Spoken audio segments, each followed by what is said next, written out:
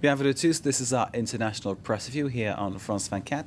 The man in the chair today, Chris Moore. Chris, where would you like to start? I would like to start, Mark, with Colonel Gaddafi's visit to France, which you're hearing about in the bulletin there. Obviously, there's a bit of a backstory to all this, which is Cecilia Sarkozy, the French President Nicolas Sarkozy's former wife, being sent to Libya a few months ago to secure the releases of the Bulgarian nurses imprisoned in there. On the back of that, there were some fairly controversial business deals. Now, of course, Gaddafi now turns up in Paris, and the French press are, by and large, pretty unhappy about it. Le Parisien this morning has an interview with Rama Yadi, the French Minister for Human Rights, and she's very slamming really of this visit, saying that human rights should come first and France is not a doormat. That's a reaction repeated really across the French press.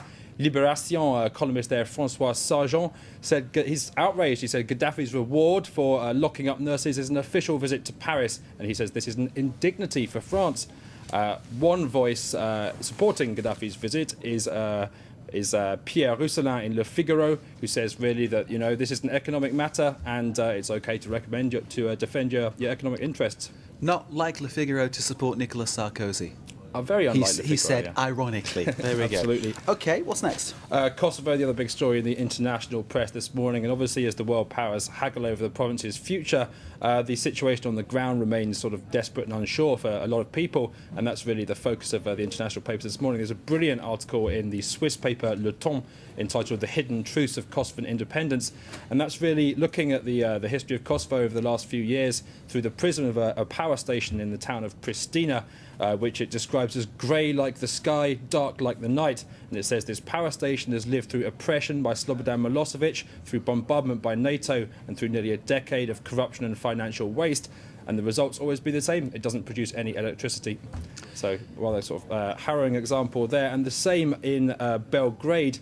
An account there from The Guardian, talking tough but sick of fighting. Serbs prepare for Kosovo showdown. The Guardian has an interview with a Kosovan Serb family forced out of the province by Albanian gunmen, who now live as a family of 5 in a one-room apartment in the suburbs of Belgrade. And the mother there said, "I'd rather go back to my flat than have a palace in Belgrade, but who's going to guarantee our safety? My flat's been taken by Albanians and our houses have been burnt." So no feeling that any declaration of independence will change anything in particular then? I think it's no. I mean, the die seems to have been cast as far as the international negotiations are concerned, and it's the press are really just looking at normal people's lives. What's next? Oil, Mark. In Canada, The Independent, which is a British paper, it leads on a story in Canada. Obviously, The Independent famed for its kind of crusading front pages. It launches a broadside against oil giant BP, which has been trying to put across a very green image recently, but has just signed a deal to exploit oil sands, which involves really tearing up acres of Canadian wilderness. And BP says this is the biggest environmental crime in history. A contrasting reaction in the Toronto Globe when this story broke a week or so ago. They really just look at the economic angle, saying this deal could lead to further investment in the province of Alberta. Staying with oil, in South Korea, obviously the oil spill there continues to devastate the environment. The Chosun newspaper has some pretty nasty photos there, really, of the impact this has had on wildlife. And it has an interview with one of the cleanup guys, who says that this operation could take between 10 and 100 years. 10 and 100 years to clean up the South Korean coastline. That is absolute tragedy, is it not? Finally, from South Korea to its North Korean neighbour. The New York Times says the New York Philharmonic Orchestra is planning a trip to play in Pyongyang in February. Obviously, a bit of a thaw in diplomatic relations between North Korea and US President George W. Bush. Not clear yet whether North Korean leader Kim Jong-il will go along to that. If rumours to be believed, he's more of an Elvis fan. Possible harmony between North Korea and the United States there, Chris. Thank you very much for that. Got the Elvis line very good. You watch France 24. Stay with us.